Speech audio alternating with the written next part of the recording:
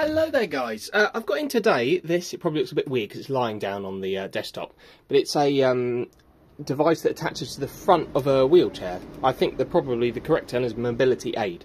What it's got like a KT, I think it's an LCD 5 display.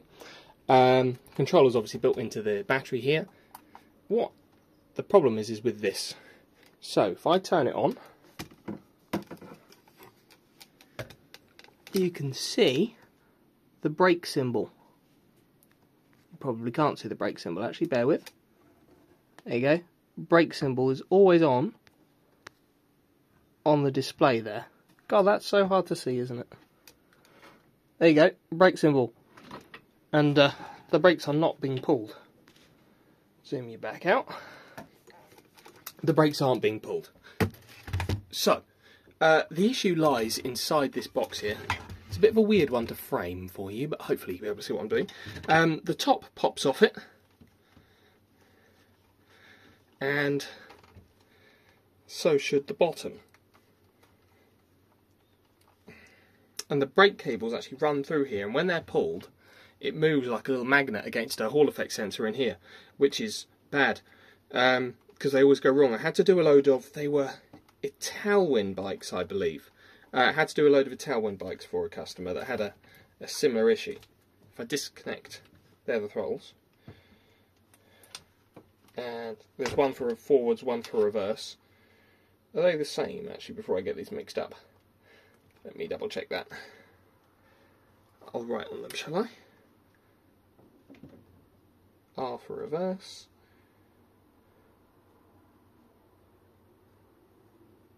R for reverse.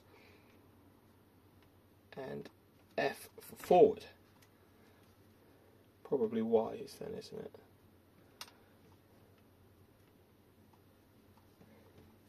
Just right in there as well.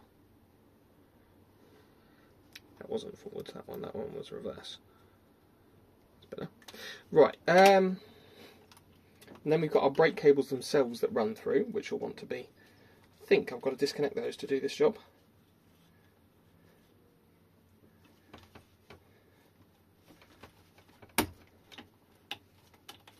Okay. What, is somebody squeezed that shut?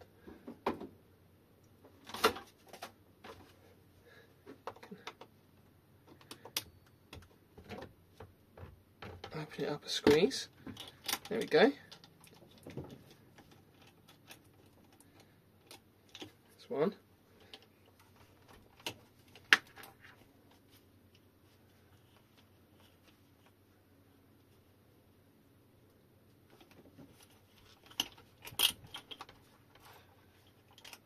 There's two. Right.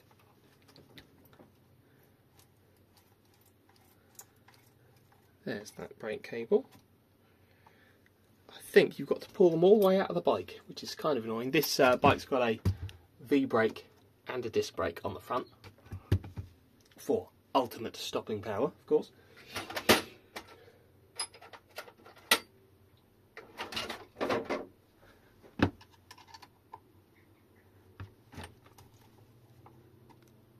I can pop that off there.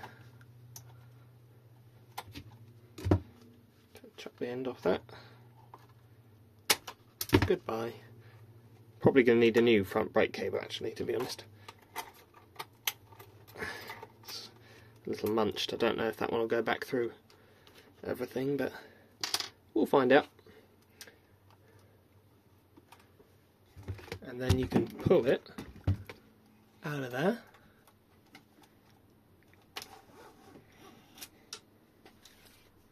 Like that. Little O-ring somewhere in there, but this box is getting deleted, so it shouldn't matter. And then the other brake, well, broken bits of plastic flew out of there.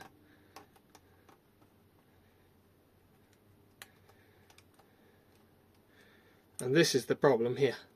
This magnetically sits, so inside there, it sits on the cable. And then when you pull the brake, it moves up and down.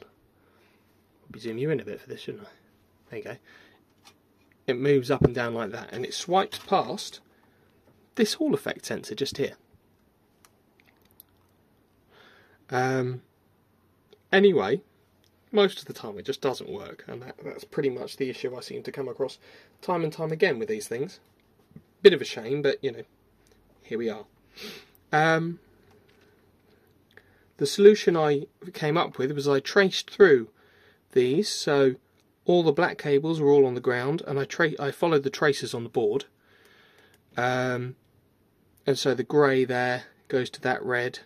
The white cable here goes up and through, because the white, I believe, is the Hall effect sensor, and then so the ground pin also continues through there. So when the white is shorted to the black, that gives you your brake signal. And then the green goes round to this pad here, which connects to, you know, whatever that connects to. And I had to pin it out with a multimeter and check which cable went where, because they're not all the same colours. So it's quite obvious the brown cable here goes through, and that becomes this particular red cable here. And that's what I did. So what I'll do is I'll join. Well, I suppose I could leave all this intact, put it back inside the housing, run the brake cables outside the housing, and then just hook into the white and black cable to give it the brakes. That might be an idea, and I can just put this back inside. I don't have to deal with resoldering all this. That might be the idea, actually. Might be the idea. I like that. I think that's what I'll try and do. So it will be new brake cables, new brake outers, so inners and outers, you know, nothing too awful, they're not far away.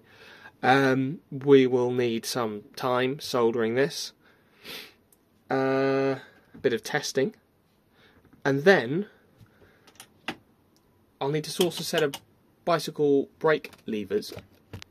This one has the locking pin on it, so when you push that in, you can do that and it will lock the chair, stop it from flying away. And this one has the bell on it. Or I could always attach the hydraulic brake lever jobbies, where there's a magnet that sits on here and then the sensor sits here, and when you do that, that's what I'm going to do. I'll bring a pair around to show you. It's these things here. I've got a new set here. So this is the Hall effect sensor, and basically when the magnet is brought close to it, it cuts the brake. No, it's engaged and the brake isn't cut. And when you pull the magnet away from it, the circuit is broken and it gives you the brake signal. So the magnet would sit on here, the sensor would sit on here, and when you pull it, it moves the magnet away and then engages or disengages the brake. They're designed for hydraulic brakes, but in this case it might be exactly what I'm after. So yeah, thanks very much for watching, and yeah, enjoy the rest of your day. If you ever see a bike with one of these, that will be a problem one day. Bye bye.